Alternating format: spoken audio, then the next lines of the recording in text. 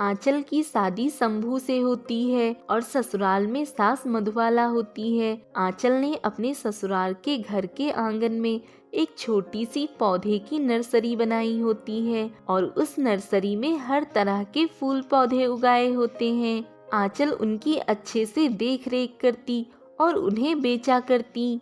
ये पौधे मेरी जान है, मेरे बच्चों जैसे हैं, इन्हें पालना पोसना मेरी जिम्मेदारी है। चलो जल्दी से इन्हें पानी देकर घर का बचा हुआ काम निपटा लेती हूँ।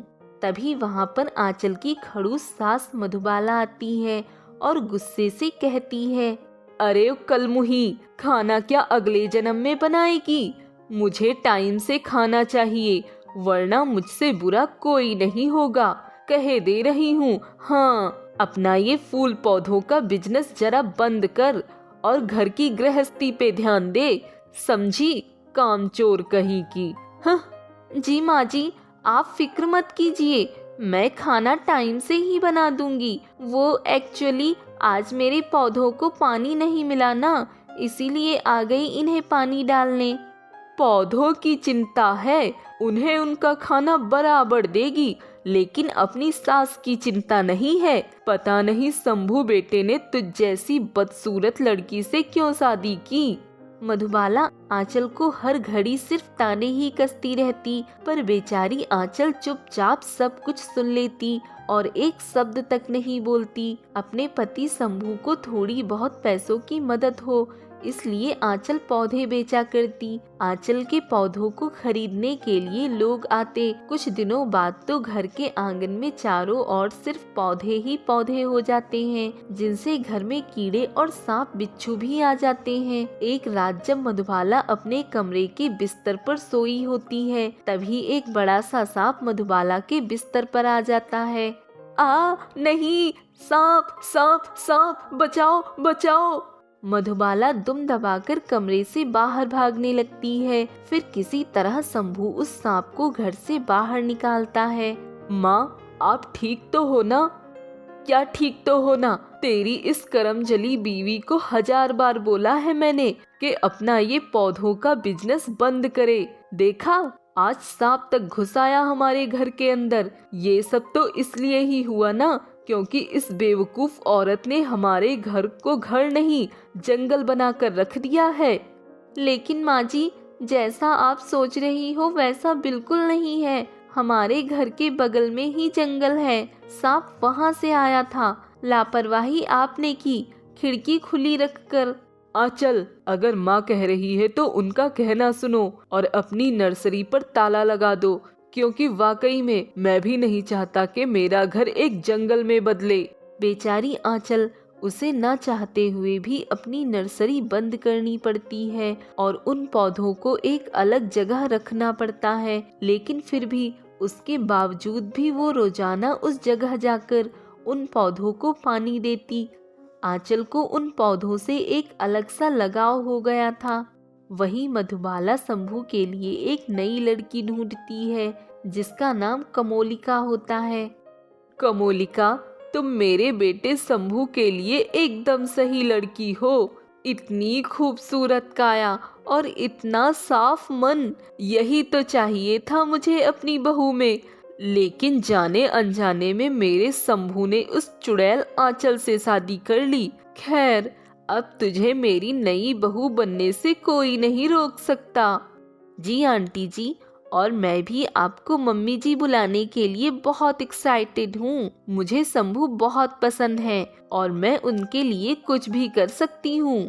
कमोलिका और शंभू एक दूसरे को मिलने लगते हैं और कमोलिका भोले भाले शंभू को अपने प्यार में फंसा लेती है और फिर मधुबाला कमोलिका और शंभू की शादी करा देती है। और जब शंभू और कमोलिका गले में वरमाला पहनकर घर में आते हैं, तभी मानो आंचल के पैरों तले जमीन खिसक जाती है। ऐसा क्यों किया तुमने शंभू? क्यों दिया मुझे इतना बड़ा धोखा? मैंने तो तुम पर आंख बंद करके इतना भरोसा किया, इतना प्यार किया, और तुमने मुझे उसके बदले में क्या दिया? अभी मेरी शादी हो चुकी है, इसीलिए तुम यहाँ से निकल जाओ अपना बोरिया बिस्तर उठाकर। शंभू आंचल को घर से धक्का मारकर बाहर निकालता है। तभी आंचल अपने सारे पौधों को रेहड़ी पर रखकर रेहड़ी के साथ गांव में दर दर भटकने लगती है। सर्द मौसम कपकपाती हुई ठंड में आंचल के आंसू रुकने का नाम ही नहीं लेते और वो बेचारी बहुत बिलख बिलख कर रोती है। पता नहीं अब क्या होगा, मैं तो हर तरफ से टूट चुकी हूँ, बर्बाद हो चुकी हूँ। लेकिन नहीं, मुझे इस तरह हिम्मत नहीं हारनी होगी। मैं अनाथ हूँ, मेरा इस दुनिया में और कोई भी नहीं है, इसलिए अपना जीवन यापन मुझे खुद के बलबूते पर ही करना होगा। और मैं अब नर्सरी ना सही, लेकिन इस रेहड़ी पर पौधों को बेचूंगी।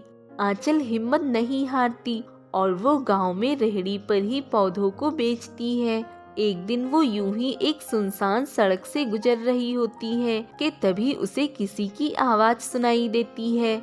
बचाओ बचाओ, मुझे बाहर निकालो, मुझे बाहर निकालो, मैं मर जाऊंगी इसके अंदर। ये आवाज कहाँ से आ रही है? ये आंचल यहाँ वहाँ देखती है और फिर जाकर उसकी नजर उस बोतल पर पड़ती है और उस बोतल में कैद परी को देखकर हैरान और दंग रह जाती है। मुझे इस बोतल से बाहर निकालो, मुझे एक दुष्ट जादूगर ने इस बोतल में कैद कर लिया था, वो भी बेवजह, और मैं इस बोतल में रहकर अपनी शक्तियों का इस्तेमाल नहीं कर पा रही हूँ, इसलिए मेरी मदद करो। घबराओ मत, मैं तुम्हें अभी इस बोतल से बाहर निकाल देती हूँ। आंचल उस परी को बोतल से बाहर निकाल देती है और तभी, शुक्रिया मेरी जान बचाने के लिए, और इसलिए मैं तुम्हें उपहार के तौर पर कुछ देना चाहूंगी। हम परियां जब भी किसी मनुष्य को देख लेते हैं तो उसका चेहरा देखते ही हमें उसकी जिंदगी का पता चल जाता है, और तुम्हारी दर्द भरी कहानी देखकर मैं तुम्हें खुशियों का नजराना देना चाहती हूँ। परी अपनी छड़ी घुमाती है और आंचल के पौधों को जादुई बना देती है, जिनसे फल और फूल की जगह पैसे और सोना उगता है। ये दृश्य देखकर आंचल भी चकित रह जाती है। अरे वाह, ये तो गजब का चमत्कार हो गया। तुम्हारे पौधे अब जादुई पौधे बन चुके हैं। अब इनसे रोजाना पैसे और सोना उगेगा और तुम अपने जादुई पौधों के साथ खुशी से रह सकती हो। शुक्रिया परी, तुम्हें नहीं पता तुमने मेरी कितनी बड़ी मदद कर दी है। आंचल उन जादुई पौधों के जरिए एक बड़े बंगले में रहने लगती है, एक बड़ी गाड़ी खरीदती है और बहुत अमीर हो जाती है। वहीं शंभू की दूसरी बीवी कमोलिका उसके सारे पैसे लूटकर उसे धोखा देकर भाग जाती है और मधुबाला और शंभू अपना सिर पटकते रह जाते हैं। गुलशन एक अमीर और नेक दिल वाला आदमी होता है, जिसकी एक फलों की फैक्ट्री होती है, जहाँ पर वो फल उगाकर उन्हें सप्लाई करता है। गुलशन बहुत दान करता था और वो रोज रात को गरीबों को और बेजुबान जानवरों को भी फल खिलाता है। धन्यवाद साहब, आप रोज हमें पैसे और फल देते हो। हाँ साहब, इतने अमीर होकर भी आप में जरा भी घमंड नहीं है। आप हमारी इतनी देख रेख करते हो, हमारे नन्हे बच्चों का इतना ख्याल रखते हो। धन्यवाद साहब। धन्यवाद मत कीजिए, आप सभी की तरह मेरा भी इस दुनिया में कोई नहीं है। मैं अकेला ही हूँ, इसलिए आप सबको अपना परिवार मानकर आपके साथ वक्त बिताता हूँ। गुलशन गरीब और अमीर दोनों में बिल्कुल फर्क नहीं करता और वो सभी से अच्छे से पेश आता। उसके इसी स्वभाव के कारण लोग उसे काफी पसंद भी करते। उसके फलों की क्वालिटी भी बहुत अच्छी होती है, जिसके कारण पूरा गांव उसके फैक्ट्री की प्रशंसा करता है। वाह वाह वाह, ये गुलशन फ्रूट फैक्ट्री के फलों का स्वाद ही इतना बढ़िया है कि बस इन फलों को खाते ही बचपन के दिन याद आ जाते हैं। ताजे रसीले फल हैं, वो भी फ्रेश बगीचों से तोड़े हुए। मेरी माँ एक हफ्ते से दवाइयाँ ले रही थी, फिर भी उनकी तबीयत ठीक नहीं हुई, लेकिन जैसे ही उन्होंने ये फल खाए वो तुरंत ठीक हो गई। सच में इन फलों का जादू ही कुछ और है। भगवान गुलशन साहब को हमेशा भरपूर तरक्की दे।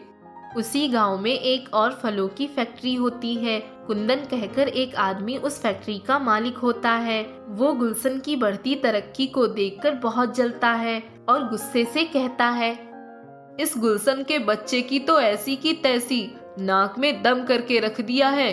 पूरे गांव में बस इसी के फलों की तारीफों की पुल बांधते रहते हैं, जैसे कि वो बगीचों के फल सप्लाई करता है और हम कचरे के।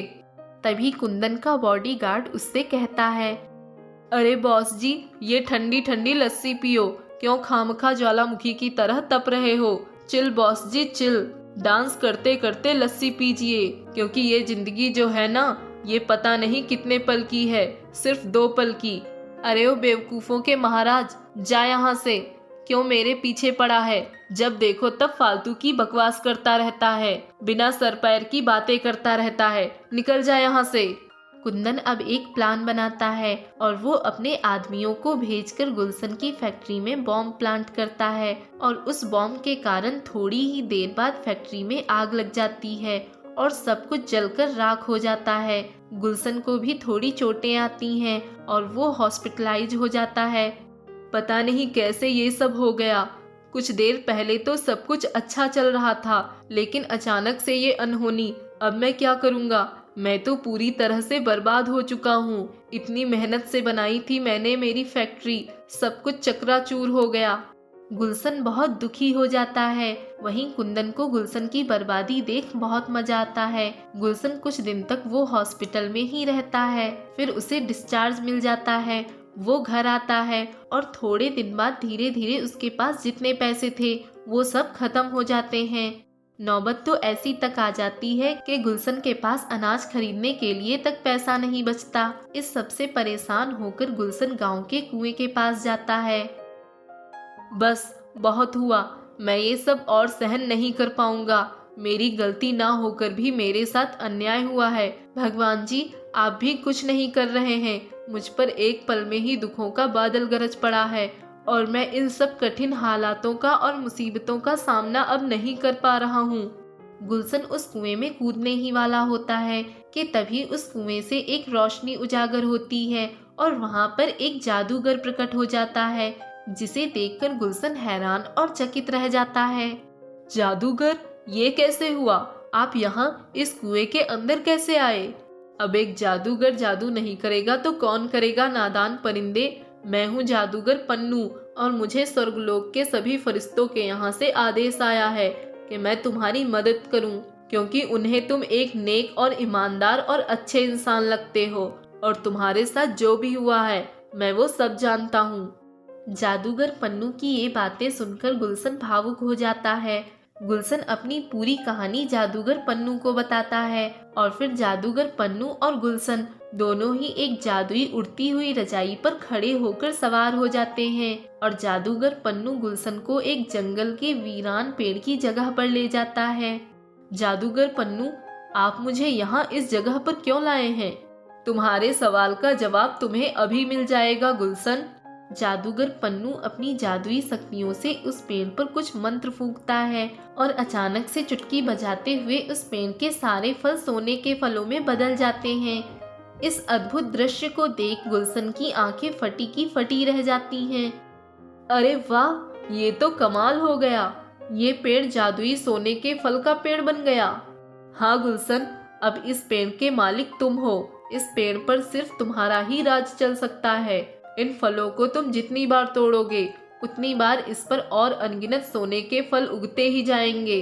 तुम्हारा दिल बहुत बड़ा है, इसीलिए आज तुम्हें उन सभी गरीबों की और बेजुबान जानवरों की दुआएं काम आ रही हैं। आपका बहुत बहुत शुक्रिया जादूगर जी, मैं हमेशा आपका एहसानमंद रहूंगा। चलो तो मैं अब चलता हूँ, अब ये पेड़ तुम्हारा हुआ। जादूगर पन्नू इतना कहकर अदृश्य हो जाता है, जिसके बाद से गुलशन रोजाना उस जादुई सोने के फल के पेड़ से सोने के फल तोड़ता है और उनसे मिले पैसों से वो अपनी फैक्ट्री फिर से खड़ी करता है। वहीं दुष्ट कुंदन का बिजनेस इतना ठप हो जाता है कि उसे दर दर भटकना पड़ता है और गुलशन सारी उम्र खुशी से और ऐशो आराम से गुजारता है।